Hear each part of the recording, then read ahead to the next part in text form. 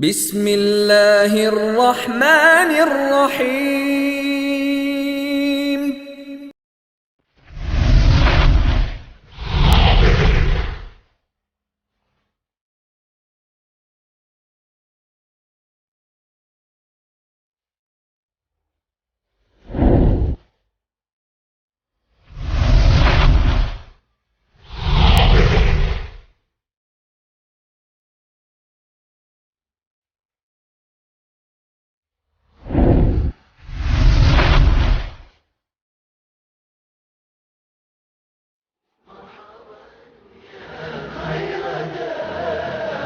طلع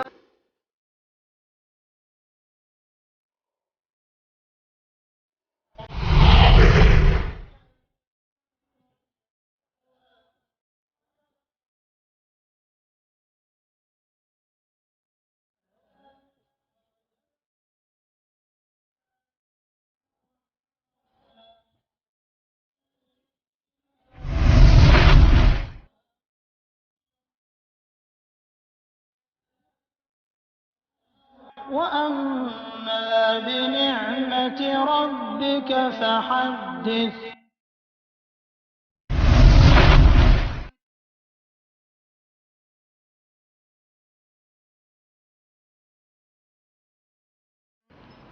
السلام عليكم ورحمة الله وبركاته. إن الحمد لله نحمده ونستعينه ونستغفره ونعوذ بالله من شرور أنفسنا ومن سيئات أعمالنا. من يهده الله فلا مضل له ومن يضلل فلا هادي له، وأشهد أن لا إله إلا الله وحده لا شريك له، وأشهد أن محمدًا عبده ورسوله.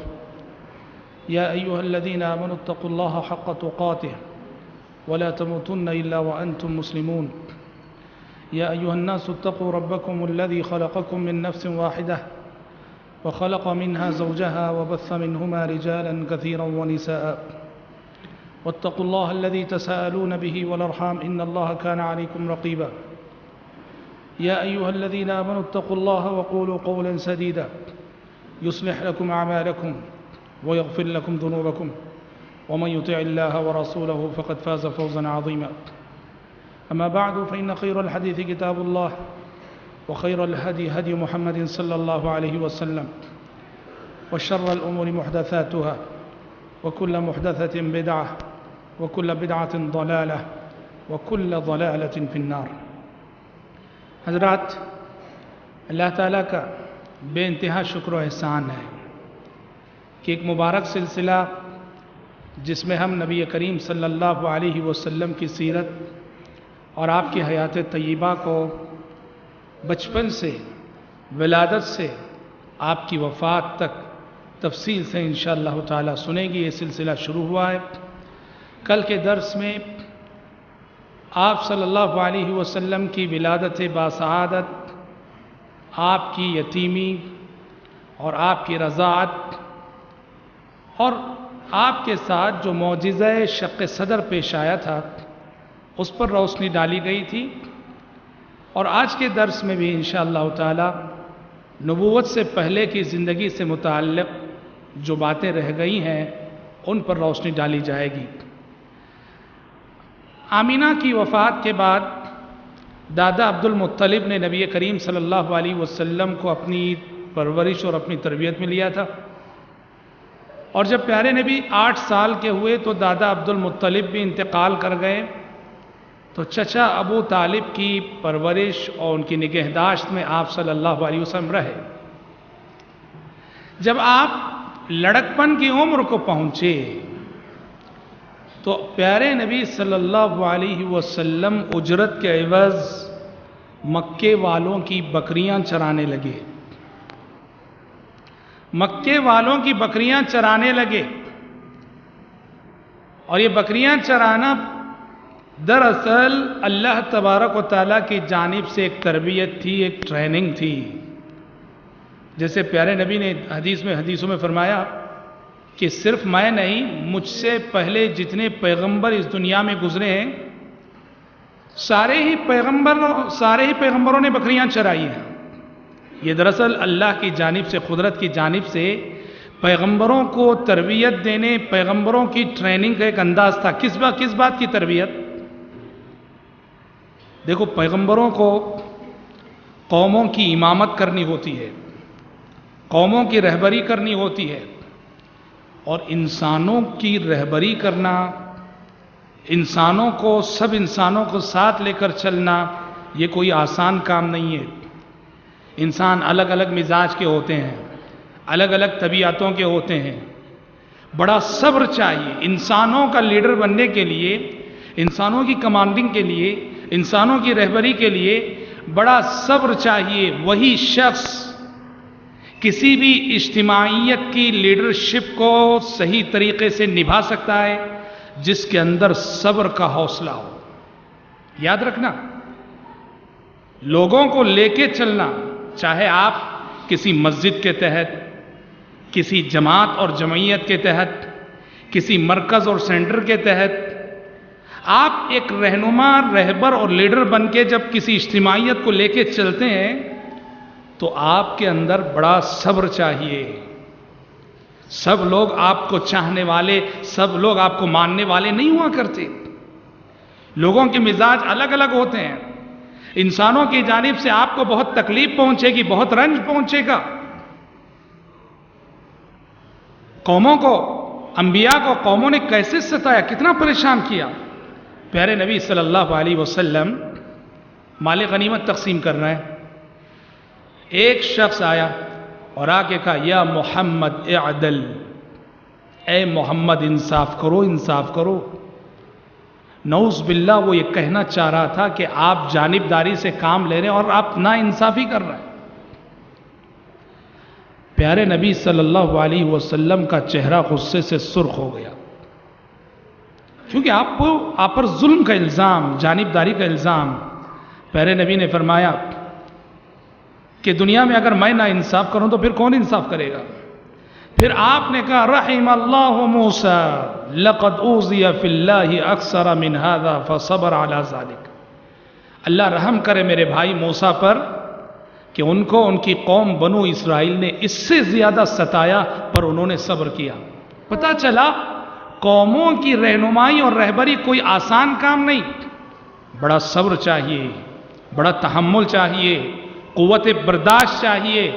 اور یہ جو بکریوں کو چرایا کرتے تھے انبیاء اور رسول علیہ السلام، اس میں اسی بات کی ٹریننگ، صبر پیدا کرنے کے لیے، تحمل پیدا کرنے کے لیے. اس لیے کہ بکریوں کو چرانا کوئی آسان کام نہیں.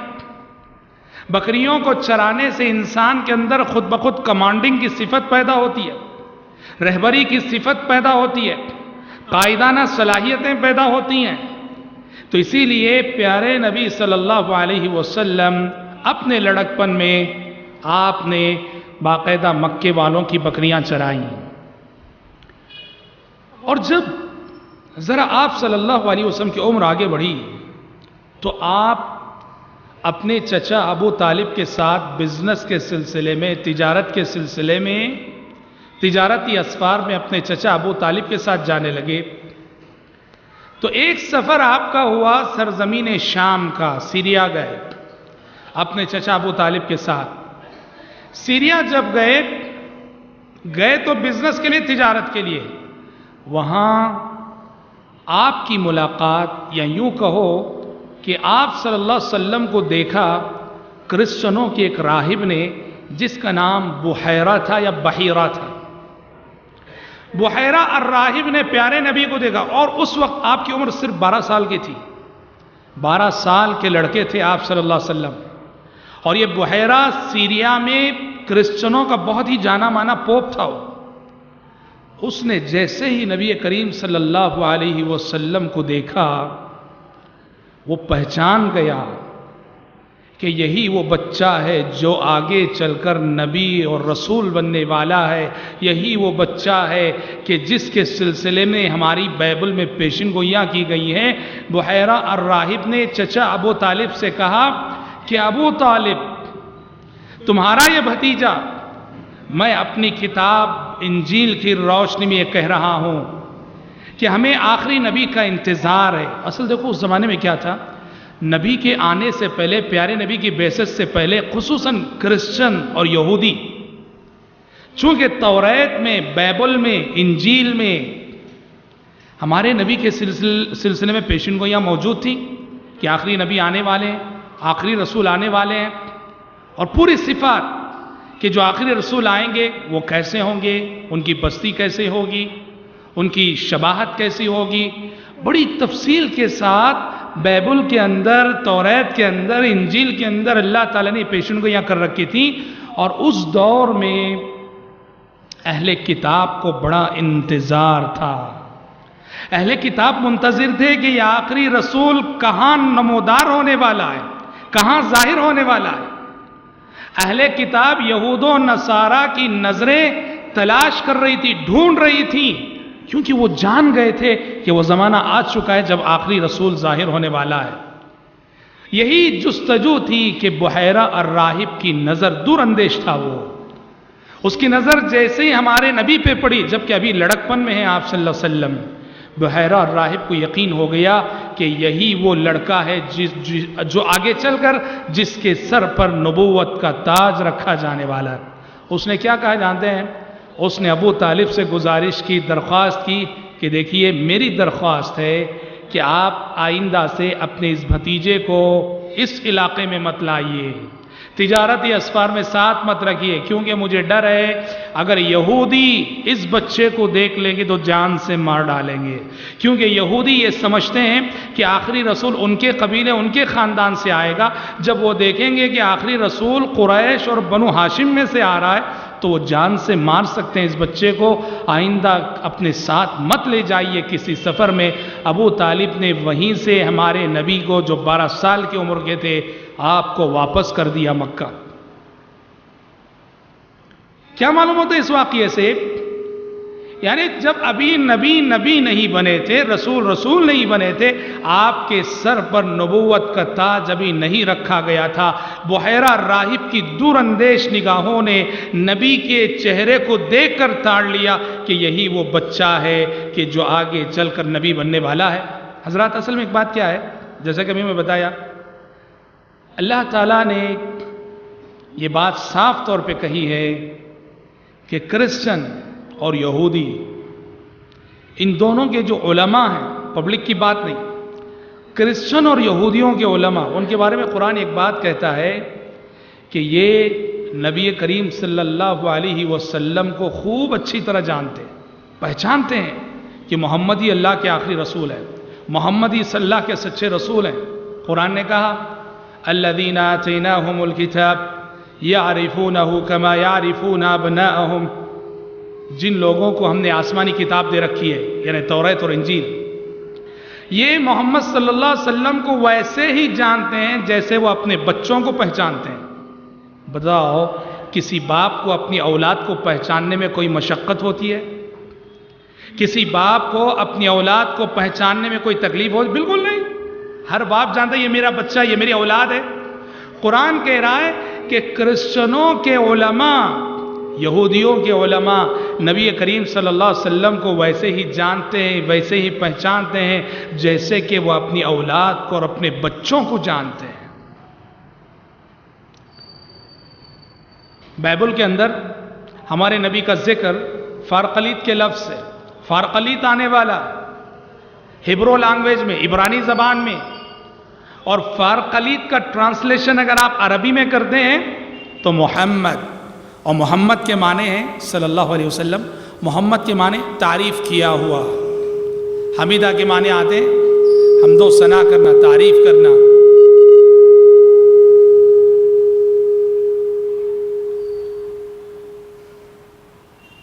تو فارقلیت کے لفظ سے، فارقلیت کے ورڈ سے آپ صلی اللہ علیہ وسلم کا ذکر بائبل کے اندر کیا گیا ہے، اور یہ اہل کتاب اچھی طرح سے جانتے تھے.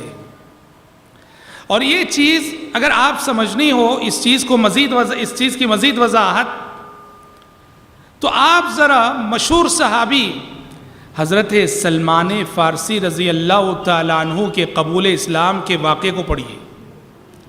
حضرت سلمان فارسی رضی اللہ عنہ کے قبول اسلام کا واقعہ اس بات کی بہت بڑی دلیل ہے کہ پیارے نبی کے زمانے میں جو علماء تھے کرسچن کے، وہ خوب جانتے تھے کہ آخری رسول آ چکا ہے، آنے والا ہے، زمانہ قریب آ چکا ہے۔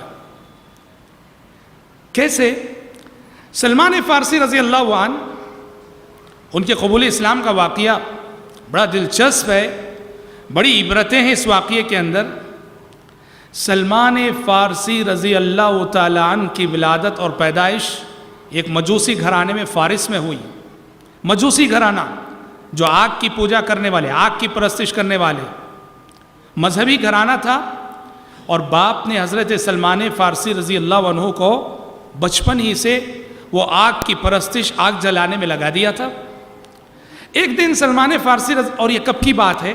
ابھی ہمارے نبی پیدا نہیں ہوئے، ہمارے نبی مبعوث نہیں ہوئے، نبی نہیں بن، تب کی بات ہے۔ ایک دن سلمان فارسی رضی اللہ عنہ اپنے گھر سے نکل کے اپنے شہر میں گھوم رہے تھے، گردش کر رہے تھے، ان کا گزر ایک چرچ کے سامنے سے ہوا۔ سلمان فارسی رضی اللہ عنہ نے پوچھا کہ یہ کیا کون سا مذہب ہے، کون سا دین ہے، کون سا عبادت خانہ ہے؟ اندر گئے، لوگوں نے تعارف کرایا، یہ کرسچینٹی ہے، یہ نصرانیت ہے۔ تو سلمان فارسی رضی اللہ عنہ کو یہ مذہب بہت پسند آیا، اور حضرت سلمان اپنے فارسی اور مجوسی مذہب کو چھوڑ کر کرسچن بن گئے، عیسائی مذہب کو قبول کر لیا۔ ہم کیا کہہ سکتے ہیں کہ حضرت سلمان مسلمان ہو گئے۔ کیوں؟ اس لیے کہ ابھی ہمارے نبی نہیں بنائے گئے تھے، نبی کی نبوت کا زمانہ نہیں آیا تھا، اور نبی کی نبوت سے پہلے کون مسلمان سمجھے جاتے تھے؟ جو کرسچن تھے، عیسیٰ علیہ السلام پر بحیثیت نبی اور رسول ایمان رکھتے تھے، وہ مسلمان کہلاتے۔ یہ اور بات ہے کہ کرسچنوں کے اندر بہت ساری بد عقیدگیاں آ چکی تھیں، کرسچینٹی کو قبول کر لیا سلمان فارسی رضی اللہ عنہ نے۔ قبول کرنے کے بعد اپنے باپ سے انہوں نے کہا آئندہ سے میں نہ آگ کی پوجا کروں گا، نہ آگ جلاؤں گا، کچھ نہیں کروں گا۔ باپ نے بہت زبردستی کی۔ سلمان فارسی رضی اللہ عنہ نے جب مانا نہیں، باپ نے حضرت سلمان کے ہاتھوں میں ہتھکڑیاں ڈال دی، ان کے پیروں میں زنجیریں ڈال دی، کہا کہ گھر سے باہر نہیں نکل سکتے تم۔ حضرت سلمان نے منظور کیا ہتھکڑیوں کو، زنجیروں کو، گھر میں رہے۔ اور ایک مرتبہ چرچ والوں کو ایک میسیج بھیجا، پیغام دیا کہ اگر کوئی قافلہ آئے تمہارے راہبوں کا، تمہارے مذہب کے رہنماؤں کا، تو ذرا مجھے خبر دینا۔ چند دنوں بعد چرچ سے یہ پیغام حضرت سلمان کو گیا کہ شام کا ایک قافلہ آیا ہوا ہے۔ تو حضرت سلمان اپنے فیملی ممبرز میں سے کسی کی مدد سے ہتھکڑیاں کھلوا لیں، زنجیریں کھلوا لیں، گھر کو چھوڑے سیدھے اس قافلے کے ساتھ ہو گئے۔ اس قافلے کے ساتھ ہو کر فارس کو چھوڑ کر شام چلے گئے، سیریا چلے گئے۔ شام جا کر شام کا جو مرکزی چرچ تھا، اس کا جو سب سے بڑا پوپ تھا، راہب تھا، اس کے پاس گئے، سارا قصہ سنایا۔ دیکھو میں فارسی گھرانے کا ہوں، مجوسی گھرانے کا ہوں، میں نے حق کو قبول کیا ہے، اب میں اپنے دین اور ایمان کو بچانے کے لیے تمہاری تربیت میں رہنا چاہتا ہوں، مجھے قبول کر لو، اپنی تربیت میں رکھ لو۔ سیریا کا مرکزی چرچ، اس کا سب سے بڑا پوپ، اس نے حضرت سلمان فارسی کی درخواست قبول کر لی، اور حضرت سلمان چرچ کے اندر اس کی خدمت میں لگے رہے۔ حضرت سلمان نے دیکھا کہ یہ جو پوپ ہے بہت غلط انسان ہے، خاموش دیکھ رہے تھے، کسی کو نہیں بتا رہے تھے، دیکھا کہ بہت غلط انسان ہے۔ کیا کر رہا ہے وہ تقریریں کرتا ہے، لوگوں اللہ کے راستے میں خرچ کرو، دین کے لیے خرچ کرو۔ لوگ جب سونا چاندی سب خرچ کرتے ہیں تو اپنی جیب بھرتا ہے، لوگوں کا خرچ کیا ہوا مال جو چرچ کو آتا ہے دین کے راستے میں لٹانے کے بجائے اپنی جیب بھر رہا ہے۔ خاموش دیکھتے رہے، اور قرآن مجید یہ بات کہتا ہے یا ایھا الذین آمنوا ان کثیرا من الاحبار والرہبان لیأکلون اموال الناس بالباطل۔ اے ایمان والو، کرسچنوں اور یہودیوں کے بہت سارے علماء اپنی پبلک کا پیسہ ناحق کھایا کرتے تھے. کیا مطلب؟ تم ایسا نہ کرنا. تو حضرت سلمان نے دیکھا سب سے بڑے چرچ کا سب سے بڑا پوپ اور اتنا بڑا دغا باز پبلک کو کہتا ہے کہ خرچ کرو، اور پبلک جب خرچ کرتی ہے تو اپنی جیب بھرتا ہے، دیکھتے رہے اور کسی کو بتایا نہیں. یہاں تک کہ اس کا انتقال ہو گیا. جب اس کا انتقال ہوا حضرت سلمان نے لوگوں سے کہا کہ لوگوں، میں تمہیں ایک بات بتاتا ہوں، یہ تمہارا مذہبی رہنما، یہ پوپ، یہ راہب، یہ اچھا انسان نہ تھا. یہ تم سے کہتا تھا کہ خرچ کرو، اور تم جو خرچ کرتے تھے اپنی جیب بھرتا تھا. حضرت سلمان کی لوگوں میں بڑی عزت تھی ان کے اخلاق کی وجہ سے، ان کی بات پہ یقین تھا. پروف کے طور پر انہوں نے سونے سے بھرے ہوئے 2 مٹکے دکھا دیے. اس نے سونے سے بھر کر 2 مٹکے رکھے تھے اس پوپ نے، وہ دکھائے. لوگوں نے دیکھا ان کا خرچ کیا وہ سونا اس مٹکے کے اندر موجود ہے جس کو اس نے اپنی ذاتی ملکیت بنا رکھا ہے. تو امام ذہبی رحمۃ اللہ علیہ سیر اعلام النبلاء میں صحیح سند سے واقع روایت کرتے ہیں کہ کرسچنوں نے اس پوپ کی لاش کو سولی پہ لٹکایا. جو اس پوپ کی لاش کو اتنا غصہ آیا ان کو، اتنا بڑا دغاباز اور اتنا بڑا دھوکے باز، اس پوپ کی لاش کو سولی پہ لٹکایا. اچھی بات. اس پوپ کے بعد اب حضرت سلمان کو حق پہ قائم رہنا ہے. جیسے آپ شریعت کہتی ہے کہ علم والوں کی رہنمائی میں رہو، حق پہ قائم رہو گے. اب یہ تو ایسا نکلا کسی دوسرے پوپ کی تلاش میں نکلے جس کی تربیت میں رہ کر وہ حق پہ قائم رہ سکے. مل گیا وہ پوپ، اس کے پاس گئے، درخواست کی کہ میں آپ کی تربیت میں رہنا چاہتا ہوں، اس لیے کہ مجھے حق پہ قائم رہنا ہے، مجھے قبول کرو. اس نے قبول کیا، اس کی تربیت میں رہے. یہاں تک کہ اس کے انتقال کا وقت آیا. سلمان فارسی رضی اللہ عنہ نے اس سے پوچھا کہ بھائی آپ مر رہے ہو، آپ کے بعد مجھے حق پہ قائم رہنا ہے، میں کس کی تربیت میں رہوں؟ اس نے کہا کہ موصل چلے جاؤ، عراق کا مشہور شہر. موصل میں ایک پوپ ہے، ایک راہب ہے، اس کی تربیت میں رہنا. اس کی تدفین سے فارغ ہو کر سلمان فارسی رضی اللہ عنہ موصل چلے گئے. موصل میں اس پوپ کے پاس جا کے درخواست کی، اپنا سارا واقعہ سنایا اور کہا کہ میں آپ کی تربیت میں رہنا چاہتا ہوں. اس نے قبول کر لیا، اس کی تربیت میں رہنے لگے. یہاں تک کہ اس کے انتقال کا بھی وقت آ گیا. تو حضرت سلمان نے کہا مجھے وصیت کرو کہ میں آپ کے بعد اگر مجھے حق پہ قائم رہنا ہے میں کس کی تربیت میں ہوں؟ اس نے کہا مدائن چلے جاؤ، وہاں ایک پوپ رہتا ہے فلاں پوپ، اس کی تربیت میں رہنا. اس طرح کتنے پوپ بدلے جانتے ہیں حضرت سلمان؟ 10 پوپ، 10 راہب. اور آپ کو معلوم ہونا چاہیے حضرت سلمان وہ صحابی ہیں جنہوں نے لمبی عمر پائی، لمبی عمر پائی، لمبی حیات پائی تھی انہوں نے. جو آخری اور 10واں پوپ تھا، 10واں راہب تھا، اس کے ساتھ ایک ماجرا ہوا. وہ مر رہا تھا، آخری سانسیں تھیں. حضرت سلمان نے اس سے پوچھا کہ دیکھو آپ تو دنیا سے جا رہے ہو، آپ کے بعد مجھے حق پہ قائم رہنا ہے تو بتاؤ میں کس پوپ کی تربیت میں رہوں؟ وہ اچھا انسان تھا. اس نے کہا کہ سلمان میری نظروں میں اب کرسچنوں میں کوئی سچا انسان باقی نہ رہا. کرسچن علماء، کرسچنوں کے راہبوں، کرسچنوں کے جو پوپ ہیں ان میں کوئی اچھا انسان باقی نہیں رہا. سلمان نے کہا اب مجھے حق پہ قائم رہنا ہے، میں کیا کروں؟ اس نے کہا کہ سلمان ایک بات میں تم سے کہتا ہوں، وہ یہ ہے کہ ہماری بائبل میں، ہماری انجیل میں جس آخری رسول فارقلیت کی بشارت سنائی گئی ہے، پیشن گوئی کی گئی ہے، سلمان وہ زمانہ آ چکا ہے، آ چکا ہے. اس نبی کو اگر ڈھونڈ سکتے ہو، تلاش کر سکتے ہو تو تلاش کر لو. اور حق پہ قائم رہنے کا اب یہی ایک اکیلا اور واحد راستہ ہے. سلمان فارسی رضی اللہ عنہ نے کہا کیسے پہچانوں میں اس نبی کو؟ کیا علامت ہے اس نبی کی؟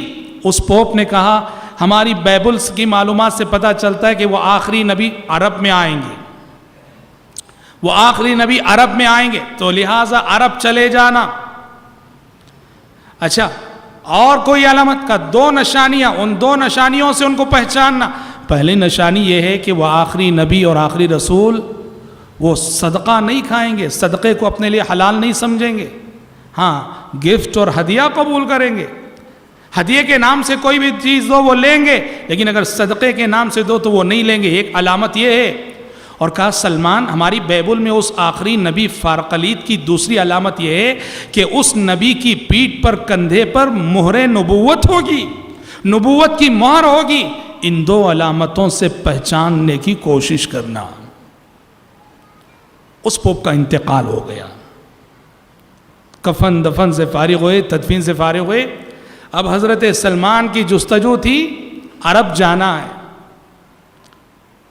عرب کا ایک قافلہ آیا، حضرت سلمان اس قافلے والوں کے پاس گئے، جا کے ریکویسٹ کی، درخواست کی، ذرا مجھے اپنے ساتھ لے لو اور مجھے عرب لے جانا. قافلے والوں نے ساتھ لے لیا مگر راستے میں حضرت سلمان کے ساتھ بہت بڑا دھوکہ کر دیا. کیا دھوکہ کر دیا؟ دھوکہ یہ کیا کہ حضرت سلمان کو دیکھا کہ اکیلے ہیں وہ، ایک مارکیٹ میں لے جا کر یہ غلام کی حیثیت سے بیچ ڈالا. ایک غلام کی حیثیت سے بیچ ڈالا. نکلے تھے کہاں؟ عرب جانے کے لیے، نبی کو ڈھونڈنے کے لیے. اتنا بڑا حادثہ ہو گیا کہ قافلے والوں نے غداری کر کے مارکیٹ میں غلام کی حیثیت سے بیچ ڈالا. مگر رب کی قدرت دیکھو کہ اس وقت مارکیٹ میں حضرت سلمان کو جس نے خریدا وہ مدینے کا رہنے والا ایک یہودی تھا. ہاں سبحان اللہ، کیسے پہنچ رہے ہیں دیکھو.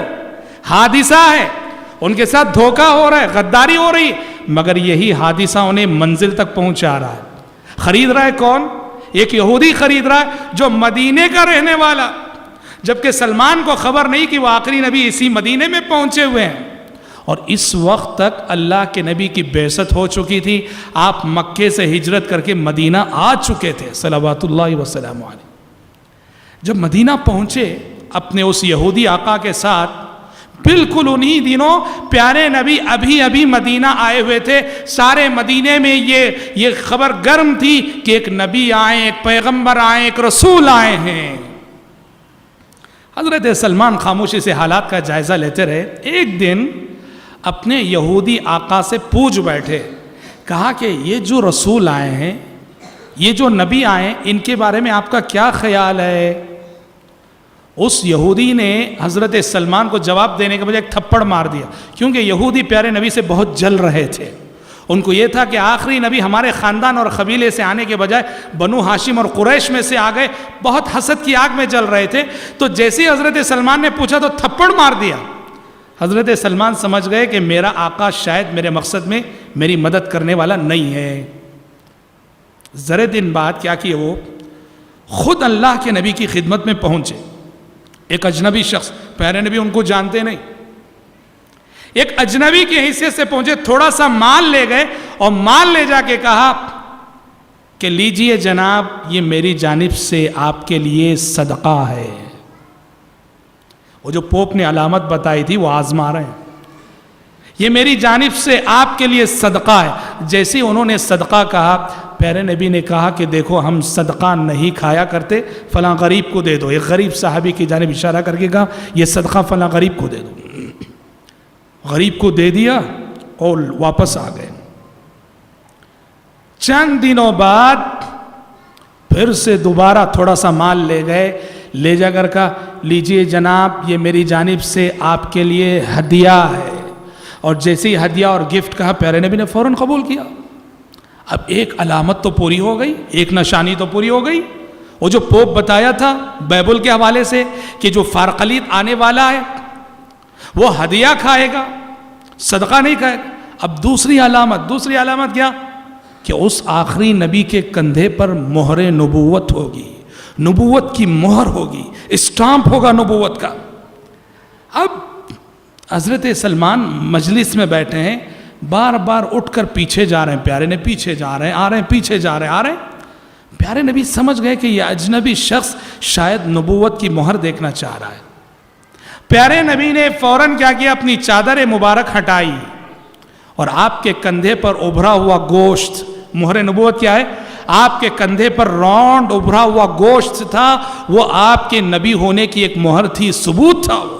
پیارے نبی نے اپنی چادر ہٹائی کہ یہ اجنبی شخص مہر نبوت کو دیکھنا چاہ رہا ہے، اور جیسے ہی حضرت سلمان کی نظر مہر نبوت پہ پڑی، پیچھے سے چمٹ گئے پیارے نبی سے، بوسا لیا مہر نبوت کا، اور زارو قطار رونے لگے، زارو قطار رونے لگے، خوشی کے آنسو، غم کے آنسو، غم اس بات کا کہ گھر سے جدا ہوئے، ماں باپ سے جدا ہوئے، خاندان سے جدا ہوئے، ملک سے جدا ہوئے، اور خوشی اس بات کی کہ جس نبی اور رسول کی تلاش میں نکلے تھے، اللہ اکبر، منزل مل گئی، منزل تک پہنچ گئے، اس نبی سے ملاقات ہو گئی۔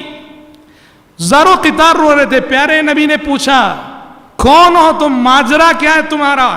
سلمان نے اس وقت ساری داستان سنائی، کہا کہ میں وہ شخص ہوں کہ تلاش حق کا سفر میں نے فارس سے شروع کیا، 10 راہی پر 10 پوپ بدل کر آج آپ تک پہنچا ہوں۔ اے اللہ کے نبی، یہ ساری قربانیاں محض حق پر قائم رہنے کے لیے میں نے دی ہیں۔ بہت بڑی بات ہو گئی۔ اب حضرت سلمان فارسی رضی اللہ عنہ نے دیکھا کہ ان کی غلامی خدمت اسلام کے راستے میں ایک بہت بڑی رکاوٹ ہے، تو انہوں نے اپنے آقا کو، یہودی کو بتایا نہیں کہ میں مسلمان ہو گیا، بس کہا کہ میں آزاد ہونا چاہتا ہوں۔ اپنے آقا سے کمپرومائز کر لیا، اسے مکاتبہ کہتے ہیں۔ اس نے کہا، یہودی آقا نے، تم میرے باغیچے میں کھجور کے 360 درخت لگا دو، میں تمہیں آزاد کر دوں گا۔ اگر وہ 360 درخت بھی لگ گئے، اگ گئے، میں تمہیں آزاد کر دوں گا۔ پیارے نبی کے پاس آئے، حضرت سلمان نے بتایا کہ اللہ کے نبی، میرا یہودی آقا مجھے آزاد کرنے کے لیے شرط رکھا ہے کہ کھجور کے 360 درخت لگاؤں۔ تو پیارے نبی نے کہا کہ ایسا کرو، تیاری کرو، وہ جڑیں 360 جڑیں تیار کرو، مگر لگانا مت، میں آ کے لگاؤں گا۔ حضرت سلمان نے تیار کیا، پیارے نبی گئے اور اپنے دستے مبارک سے پورے 360 درخت لگائے۔ اور زراعت اور کھیتی باڑی سے تعلق رکھنے والے جانتے ہیں، جب جڑیں لگائی جاتی ہیں تو سارے پودے لگتے نہیں، اگتے نہیں، اس میں سے بہت سارے بیکار اور ناکارہ ہوتے ہیں۔ جی ہاں، لیکن یہاں پیارے نبی کے دستے مبارک سے لگائے گئے جڑ تھے، وہ جڑیں لگائی گئی تھی، ایک درخت بھی بیکار نہ ہوا، ایک درخت بھی ضائع نہ ہوا، 360 سارے کے سارے درخت لگ گئے، اگ گئے، اور حضرت سلمان اس طرح غلامی سے آزاد ہو گئے اور پوری طرح سے اسلام کی خدمت کے لیے وقف ہو گئے۔ مدینے میں ان کا کوئی نہ تھا، نہ خاندان، نہ کنبہ، نہ دوست و احباب، نہ رشتہ دار، کوئی نہ تھا، اور لوگ ان سے پوچھتے، سلمان تمہارا نسب نامہ کیا ہے، تمہارا خاندان کیا ہے؟ تو فخر سے کہتے تھے، انا سلمان ابن اسلام، میں اسلام کا بیٹا سلمان ہوں۔ حضرات، سلمان فارسی رضی اللہ عنہ کا یہ واقعہ صاف طور پہ بتاتا ہے کہ کرسچنوں کے علماء ہمارے نبی کو کتنا اچھا جانتے ہیں۔ یہ اور بات ہے کہ وہ چھپاتے ہیں، اس سے بڑی بات کیا ہے کہ الذین آتیناہم الکتاب یعرفونہ کما یعرفون ابناءہم، یہ ویسے ہی نبی کو جانتے ہیں جیسے اپنے بچوں کو جانتے ہیں۔ اور یہ بات ایسا نہیں کہ اس دور کے راہبوں کے سلسلے میں، اس دور کے جو پوپ تھے ان کے، نہیں، آج بھی کرسچنوں کے جو علماء ہیں، واللہ ان کے سینوں کو چیر کر ان کے دلوں میں لکھی تحریر پڑھی جائے تو ان کے دلوں میں یہ اقرار موجود ہے کہ محمد سچے رسول موجود ہے۔ یہ اور بات ہے کہ وہ اقرار نہیں جانتے ہیں پر مانتے نہیں ہیں۔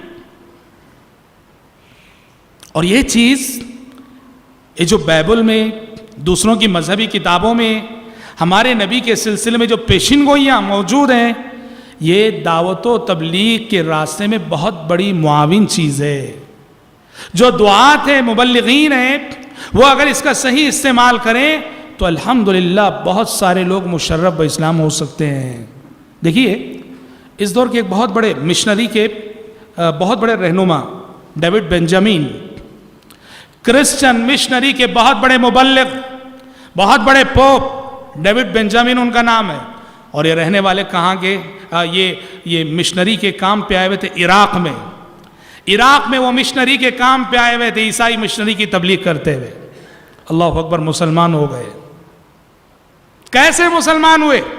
انہوں نے لکھا ہے کہ میں نے ایک مرتبہ عراق کے اندر ایک مسلمان عالم کی تقریر سنی، ایک مسلمان عالم کا لیکچر سنا۔ وہ مسلمان عالم بائبل کے بہت سارے ورسز کوٹ کر کے یہ چیلنج کر رہا تھا کہ بائبل کے اندر محمد صلی اللہ علیہ وسلم کا ذکر موجود ہے، فارقلیت کا ذکر موجود ہے، فلاں انجیل متی میں یوں ہے، انجیل لوقا میں، انجیل یوحنا میں یوں ہے۔ ڈیوڈ بنجامن لکھتے ہیں میں ایک باغیرت عیسائی تھا، باغیرت کرسچن تھا، وہ تقریر سن کے مجھے غصہ آیا، میں نے یہ ٹھان لیا کہ بائبل کی وہ ساری آیتیں، وہ سارے ورسز جس کے بارے میں مسلمان یہ دعویٰ کرتے ہیں کہ یہ محمد صلی اللہ علیہ وسلم کے بارے میں ریسرچ کر کے یہ ثابت کروں گا کہ یہ محمد صلی اللہ علیہ وسلم کے بارے میں نہیں ہے۔ انہوں نے ایک ریسرچ شروع کیا، ایک تحقیق شروع کی کہ جس آخری فارقلیت کا ذکر ہماری بائبل میں ہے وہ محمد نہیں ہے، لیکن وہ کہتے ہیں میرا ریسرچ، میری تحقیق جیسے جیسے آگے بڑھتی گئی رزلٹ بالکل الٹا آتا گیا۔ میں نے ریسرچ شروع کیا اس جذبے سے کہ ثابت یہ کرنا ہے کہ بائبل کے اندر کہیں محمد صلی اللہ علیہ وسلم کا ذکر نہیں ہے، لیکن میرے ضمیر نے مجھے ملامت کی، کہا کہ جس فارقلیت کی صفات تیری بائبل میں ہے وہ صفات ہسٹری میں جس طرح محمد صلی اللہ علیہ وسلم پر منطبق ہوتی ہیں، تاریخ میں کسی اور شخصیت پہ منطبق نہیں ہوتی۔ مسلمان ہو گئے، پہلے وہ ڈیوڈ بنجامن تھے اور اسلام قبول کرنے کے بعد ڈاکٹر عبدالاحد داؤد کے نام سے جانے گئے، اور انہوں نے اپنے اس ریسرچ کو کتابی شکل میں چھاپا ہے۔ کتاب کو انہوں نے انگریزی میں لکھا اور اس کا عربی میں ٹرانسلیشن، عربی میں موجود ہے کتاب محمد صلی اللہ علیہ وسلم فی الکتاب المقدس، کتاب کا نام ہے عربی میں محمد فی الکتاب المقدس، یعنی بائبل کے اندر محمد صلی اللہ علیہ وسلم کا تذکرہ، بے شمار واقعات ہیں۔ خیر، انجیل اور بائبل کی ہم بات کر رہے ہیں، یہ تو آسمانی کتابیں تھیں جن میں تحریف ہو گئی، لوگوں نے تبدیلیاں کر لیں۔ اس ملک میں جہاں ہم رہتے ہیں، یہاں کی جو قوم ہے ہندو قوم، اس کا جو مذہب ہے ہندو مذہب، ان کی جو مذہبی کتابیں ہیں وید، رگ وید، سام وید، یجر وید، اتھر وید، علامہ صفی الرحمن مبارک پوری رحمۃ اللہ علیہ کے کچھ محاضرات ہیں، لیکچرز ہیں، جس میں انہوں نے یہ جو وید ہیں، ویدوں میں ہمارے نبی حضرت محمد صلی اللہ علیہ وسلم کا تذکرہ، آپ کے صفات کا تذکرہ، بڑا ہی میں سمجھتا ہوں ہر ایک کو سننا چاہیے۔ وہ علامہ صفی الرحمن مبارک پوری رحمۃ اللہ علیہ صاحب الرحیق المختوم نے بڑی محققانہ بحث کی ہے، اس میں تعجب ہوتا ہے، حالانکہ یہ وید آسمانی کتابیں نہیں ہیں، یہ تو انسانوں کی لکھی ہوئی کتابیں، لیکن یہ باتیں ان ویدوں میں کہاں سے آ گئیں؟ جی، ویدوں کے اندر سنسکرت میں جا بجا یہ بات موجود ہے کہ ایک آخری نراشنس آنے والا ہے، نراشنس، اور کہتے ہیں نراشنس سنسکرت میں اگر آپ اس کا ٹرانسلیشن عربی میں کرو، محمد، تعریف کیا ہوا، اور بڑے بڑے لوگ اس چیز کو دیکھ کر مسلمان ہوئے ہیں۔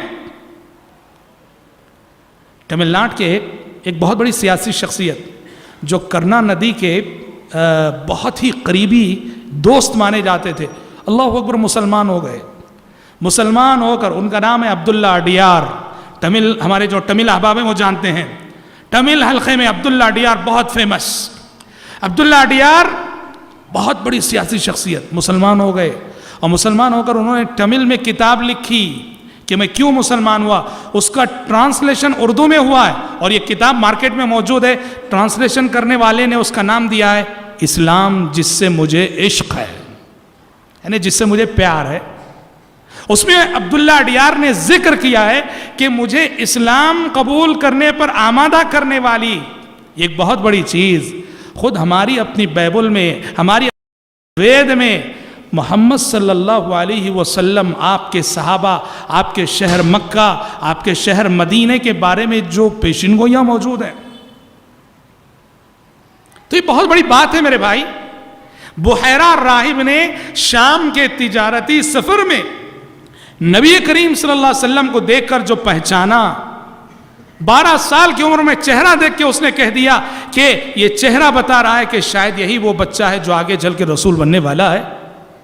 ان تمام تفصیلات کو اور حالات کو سامنے رکھ کے اگر آپ سوچتے ہیں تو یہ کوئی انہونی بات نہیں ہے۔ بخاری شریف کی حدیث ہے، عبداللہ بن عمرو بن العاص رضی اللہ عنہ راوی ہیں کہ جنگ یرموک میں ایک جنگ ہوئی تھی خلافت راشدہ میں، جنگ یرموک میں عبداللہ بن عمرو بن العاص رضی اللہ عنہما کو توریت کا ایک ٹرانسلیٹڈ نسخہ مل گیا. یہودیوں کی جو توریت ہے اس کا ایک نسخہ جو عربی زبان میں، ہیبرو لینگویج سے عربی زبان میں جس کا ٹرانسلیشن ہوا وہ نسخہ مل گیا. عبداللہ بن عمرو بن العاص رضی اللہ عنہ کہتے میں نے اس نسخے کے اندر توریت میں ہمارے نبی کو ڈھونڈنا شروع کیا کہ قرآن بھی کہتا ہے کہ توریت کے اندر، انجیل کے اندر ہمارے نبی کا ذکر ہے، سورہ محمد میں اللہ نے بتایا ہے. کہتے میں نے ڈھونڈنا شروع کیا کہاں ہیں ہمارے نبی اس توریت کے اندر. کہتے ہیں عبداللہ بن عمرو بن العاص رضی اللہ عنہ مجھے مل گئی وہ آیت جس آیت میں ہمارے نبی کا تذکرہ موجود ہے. کہا کیا ہے وہ آیت؟ کہا یا ایھا النبی انا ارسلناک شاہدا ومبشرا وحرزا للأميين أنت عبدي ورسولي سميتك المتوكل ليس بفظ ولا غليظ ولا صخاب في الأسواق ولا يدفع السيئة بالسيئة ولكن يعفو ويصفح ولن أقبضه حتى أقيم به الملة العوجاء فأفتح به أعينا عميا وآذانا صما وقلوبا غلفا. کہتے ہیں کہ توریت کے اندر ہمارے نبی کا ذکر جس آیت میں نے پایا وہ آیت ایسی تھی، ٹرانسلیٹڈ ہیبرو میں تھی، عبرانی لینگویج میں تھی، لیکن وہ نسخہ جو توریت کا وہ عربی میں ٹرانسلیٹڈ تھا. اس میں کہتے ہیں آیت ایسی تھی، اے نبی میں آپ کو بھیج رہا ہوں شاہد بنا کر، گواہ بنا کر، ساری انسانیت پر آپ گواہ ہیں، اور ایمان لانے والوں کو خوشخبری دینے والا بنا کے بھیجنے والا ہوں، امی قوم کا محافظ بنا کے بھیجنے والا. عرب کو امی قوم، ساری دنیا عرب کو امی قوم کہتی. کیوں؟ عرب میں لکھنے پڑھنے والے بہت کم تھے، لکھنا پڑھنا نہیں جانتے تھے وہ لوگ، اس لیے امی قوم. کہا وحرزا للأمیین میں آپ کو بھیجوں گا امی قوم کا محافظ بنا کر. انت عبدی ورسولی آپ میرے بندے ہیں، آپ میرے رسول ہیں. سمیتک المتوکل اور آپ کے ناموں میں سے ایک نام میں نے رکھا ہے، آپ متوکل ہیں، ہر معاملے میں اللہ پہ بھروسہ کرنے والے، ہر معاملے میں اللہ پہ توکل کرنے والے.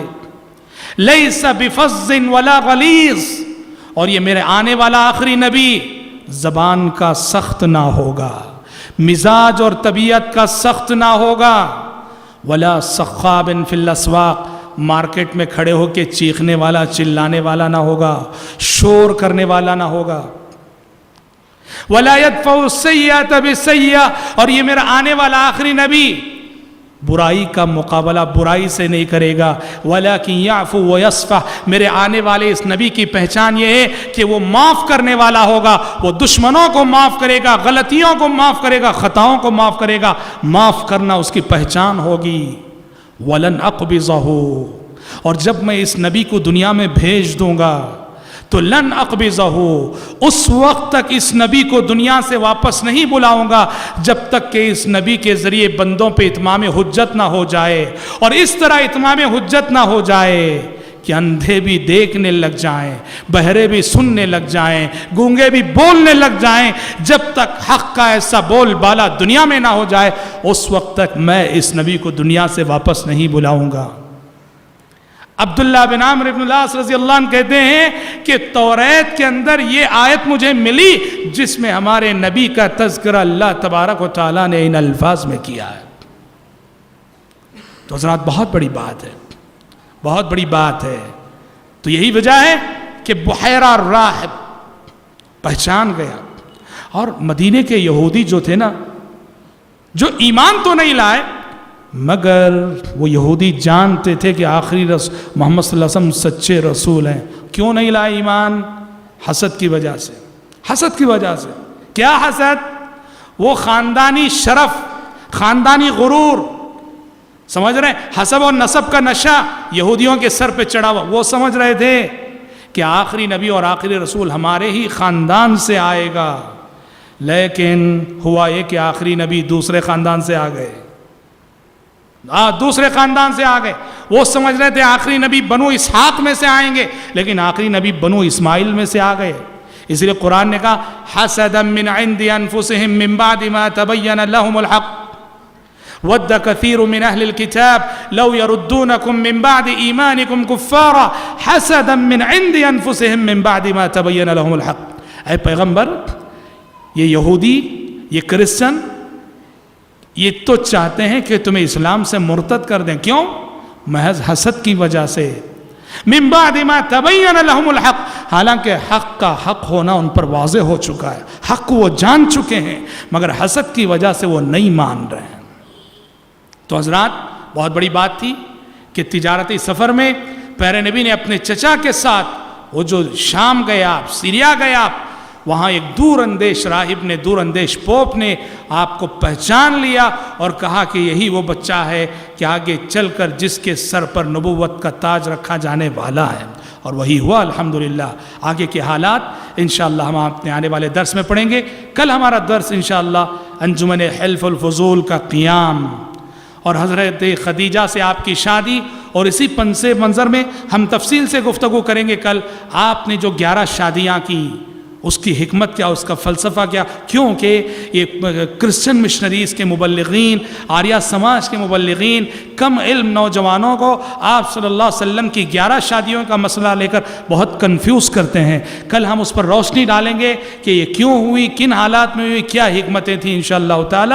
اور ساتھ ساتھ نبوت سے پہلے ایک آخری واقعہ جو حجر اسود کو، یعنی قریش مکے میں سیلاب آ کر خانہ کعبہ کی دیواریں منہدم ہو چکی تھیں، دراڑیں پڑ چکی تھیں، اس موقع سے پیارے نبی نے جو کردار ادا کیا، یہ سارے موضوعات انشاءاللہ کل ہم سنیں گے. آج اسی پر اکتفا کرتے ہوئے اللہ تعالیٰ سے دعا کرتے ہیں کہ رب العالمین ہم سب کے، آپ سب کے مل بیٹھنے اور جمع ہونے کو شرف قبولیت سے نوازے. اور رب العالمین سیرت رسول سے جو سبق، جو عبرتیں ہمیں حاصل کرنی چاہیے، اپنی زندگی میں سیرت رسول کی تعلیمات کو نافذ کرنے کی رب العالمین توفیق عطا فرمائے.